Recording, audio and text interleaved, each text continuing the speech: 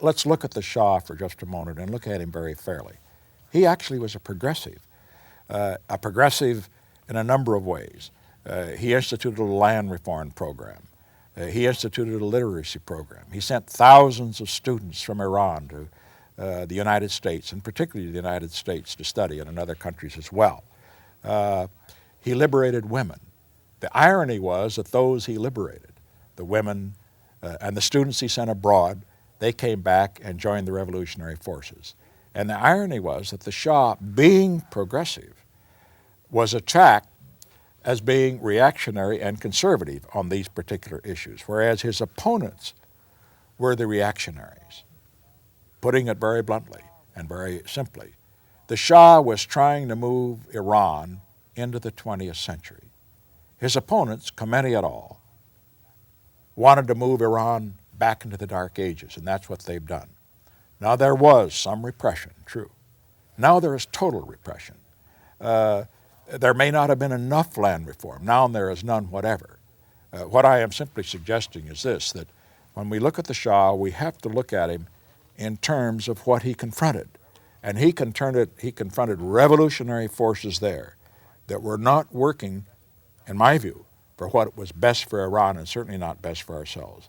And most important from the United States standpoint, instead of having a friend in Iran, we now have one that is not only not a friend, but one that considers us to be the great Satan. Can you say that if you had stayed in office that you would not have allowed the Shah to fall? I would not have, no. I would have been steadfast throughout. I would have made it very clear down through the bureaucracy that there was to be absolutely no contact with those that were trying to overthrow him. I would have had a very good study made of Khomeini's background and would have found that exactly what kind of person he was, because by studying his background, they could have known that he was going to do exactly what he's going to do.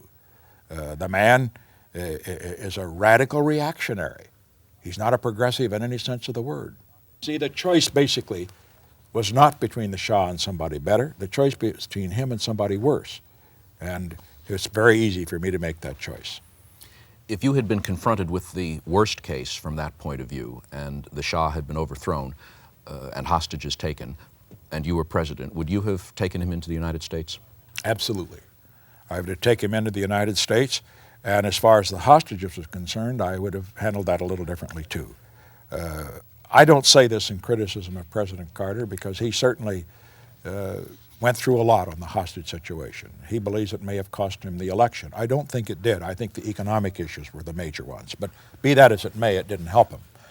But as far as the hostage situation was concerned, American foreign policy can never be made hostage to hostages. That's why hostages are taken, for purposes of blackmail. And we mustn't let that happen. And for example, when President Carter was asked about the hostage situation, he went overboard in saying that our first and then only concern was the safety of the hostages. Now, that is a concern, but our major concern is what happens to Iran, what happens to the relations between the United States and Iran. And in this respect, I would never have said, as President Carter did, that I rule out the use of force in order to get the hostages back. All that did was to encourage those that had captured them and were holding them in captivity not to give them up. I remember President Eisenhower during our administration and the vice presidential days used to say on occasion that he had learned as a military commander that it's very important never to tell your enemy what you're going to do, because then he'll be ready for you. But he says it's just important never to tell him what you're not going to do, because then that will encourage him to do things he otherwise might not do. And in this case, that was a mistake, in my view, to do that. The other thing I would say is that with regard to the hostage rescue operation, that President Carter and the Pentagon, I assume they are the ones that joined in the decision, made a mistake and are not, again, following out an Eisenhower dictum. And that dictum is that when you make a play of that sort, you always assume the worst. And you cannot assume that your intelligence is going to be absolutely accurate. I have a very interesting reaction in that respect that Eisenhower had at the time of Lebanon in 1958. As everybody will recall, in 1958 in Lebanon, there was a crisis because the government there was under attack. There was a possibility that the Soviet Union might intervene, and Eisenhower had to make a decision as to whether or not to send Marines in order to establish peace. And I remember the briefing that occurred in the Oval Office, and Eisenhower heard Allen Dulles, the head of the CIA, and Foster Dulles, the Secretary of State, brief him and to recommend that we send in a Marine group in order to keep order. And when they gave their report, they indicated that they did not think there would be any intervention from the standpoint of the Russians, and that it would be a peaceful operation. And Eisenhower sat back, and after they had given this report, he said, "Foster, let me ask you something. Let us assume our intelligence is wrong. Are you prepared to take the next step?" And Foster Dulles thought a long time. He said, "Well, Mr. President, I'm 90% sure that there will be no problem. But if there is, yes, we should be prepared to take the next step." The point of that anecdote is that Eisenhower would never have made the mistake of the Bay of Pigs. When the intelligence proved to be wrong, there wasn't the uprising that they had hoped at the time, and when it was necessary to have committed more air strength than had been planned, or at least not to cut back on what had been planned. In other words, in the hostage situation, rather than sending enough helicopters plus one, you should say send twice the number to be sure that if there were, as there turned out to be, mechanical or other difficulties, you'd be prepared to carry out the operation to a successful conclusion. If you had still been in office, would you have taken the risk of the rescue mission? Oh, yes. Oh, I think President Carter deserves high marks for taking that risk. I saw the Shah the last time in Mexico, at Cuernavaca, Mexico. He was then in the last phases of terminal cancer, although he would never admit it or talk about his own problems at all. But he was quite thin and quite pale. But his head still as active and sharp as it had always been. He's a very intelligent, introspective man. And he said that what concerned him about the way he was treated by the United States was not that the United States was for him or against him, but was the uncertainty of the policy. He says there's nothing worse when you are confronted with revolutionary and rebel forces and uncertainty insofar as support is concerned. One day, for example, he said statements would come in public and private from Washington indicating total support and urging him to stand firm. The next day, there would be some story leaked from a high-level aide printed all over the world and given particular credence in Tehran to the effect that lower-level or second-level people in the administration were meeting with Khomeini and others who were out to knock the Shah off or out, as the case might be. And then the next day, there would be a story to the effect that in the event that the Shah left Iran or was overthrown, the United States would be prepared to accept any government that the people chose. Well, he said all of this had the effect of encouraging his enemies and, of course, discouraging his own supporters. He said that was a mistake. And I believe it was a mistake, too. As a matter of fact, what happened to the Shah, I think, could only be interpreted in that part of the world and other parts of the world as well, is that it is dangerous to be a friend of the United States, and it may pay to be an enemy. I think what we have to understand is that the Shah was the best friend of the United States in that area, in the whole Persian Gulf area, and it was Israel's only friend. The Shah, we must remember, in the 1973 war, furnished oil for our Mediterranean fleet when the other countries in the area had cut it off. And the Shah tied down the Iraqi forces by supporting the Kurds against the Iraqis so that they never got involved in the 73 war.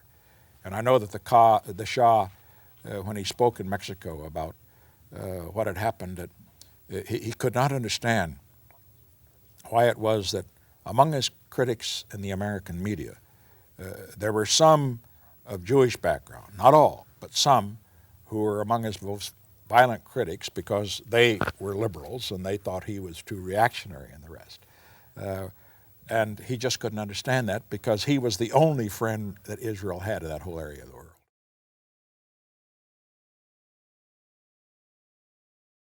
Why did you go to his funeral? First, because I knew him better than any world leader I have met over the past 37 years of public life in and out of it.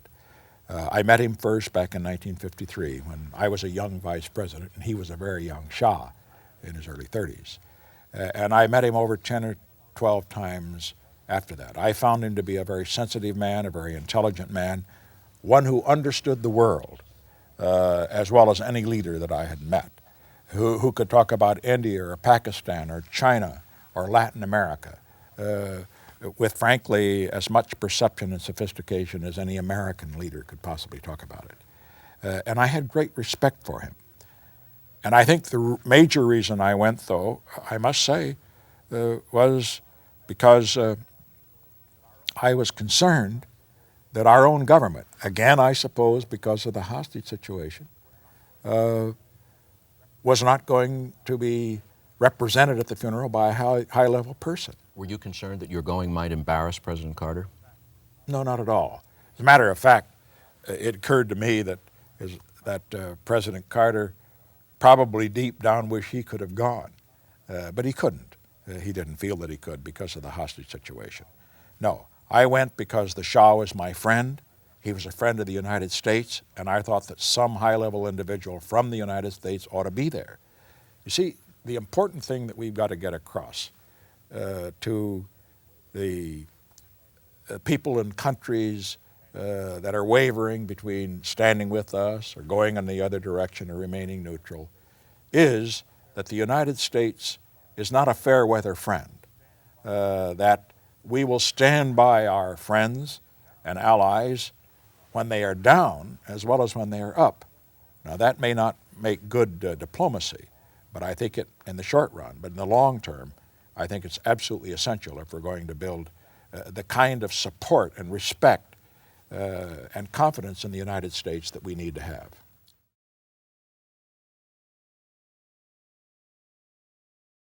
Mr. Nixon, America has been criticized for abandoning friends like the Shah, whom you strongly supported, and you've criticized our abandoning him.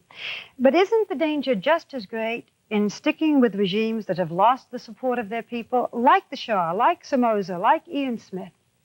Again and again, it's said that we back despots and dictators. I couldn't disagree with you more. What you have to understand is that the choice was never between the Shah and somebody better, but between the Shah and somebody infinitely worse. Well, we don't know that in the beginning. Well, the point is, if we didn't know it at the beginning, we'd better know it now. We have friends all over the world like the Shah, and we have friends, for example, in Saudi Arabia at the present time. Because that government happens to be corrupt, it is claimed, are we going to abandon them? Let's take China, for example. Because China is more Stalinist than the Soviet Union, are we going to say that we're going to abandon them? No. But don't we ever say, this man is no good for this country, this man is a dictator, this man is a despot, and maybe it could be better? Or do we automatically assume it won't be? We do not automatically assume anything. We have to use our influence and use it effectively, but it's got to be used with a rifle rather than a shotgun, and we must not jump from the frying pan into the fire. It was a great mistake to do what we did to the Shah, and if that had not happened, we wouldn't have the hostage situation today. If the United States doesn't stand up for its friends, we're not going to have friends. That's true of the Shah. It's true of others as well. The choice is not a good one many times. The choice is between, however, for example, when you really equate the Shah with some of the others, I'm really surprised because the choice is between one who is a friend of the United States, whatever may be his failings, and one who is an enemy. One who tries to export his revolution and one who is trying to at least not threaten his neighbors. One who allows, as the Shah did, as you very well know, who allows some human rights, who allows some political rights, and does allow economic rights, and another regime that allows none. I would say there's no question about which side I come down on there. And the same is true of Somoza, the same is true of some of the others as well. I don't approve of some of them, But I would say I prefer some rights rather than none, and that's the choice that we have to face up to, or the United States is going to cease to be a great power.